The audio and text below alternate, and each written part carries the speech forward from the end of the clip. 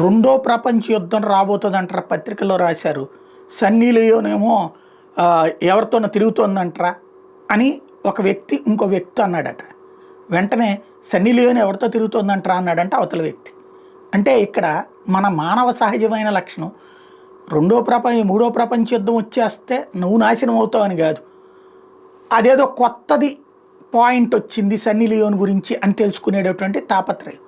ఈ మానవ సహజమైనటువంటి గుణమే ఇప్పుడు అమెరికా క్యాష్ చేసుకుంటోంది.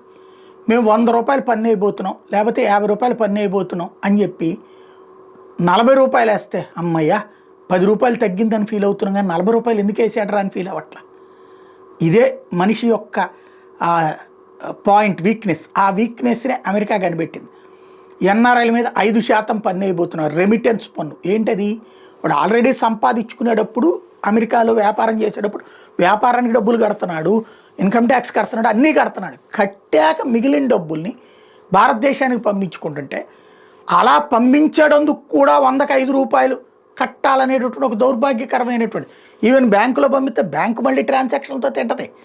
ఇంత చేస్తున్నా మళ్ళీ ఇది. దాన్ని అందరూ ఆగ్రహం వ్యక్తం చేస్తే ఇప్పుడు 1% వేస్తున్నారట. 1%కి తగ్గించడంతో ఊరట లభించిందని వార్తలు రాస్తున్నారు. 1% కొత్తగా పన్నేసారా ఎదవలారా అన్నటువంటి మాట ఇక్కడ పత్రికలుగా రాయడానికి సిగ్గు ఉండట్లేదు, తెలివి రావట్లేదు, బుర్ర ఉండట్లేదు, వాడట్లేదు.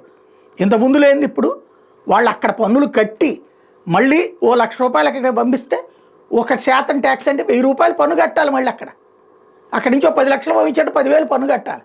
అనవసరంగా కొత్తగా దోచుకోవడమే కదా. అది చర్చ జరగకుండా 3.5 అన్నారు, ఒకటే తగ్గేటప్పటికి సంతోషపడిపోతున్నాడు. ట్యాక్స్ కట్టడం సంతోషపోతుంది ఎవరికన్నా.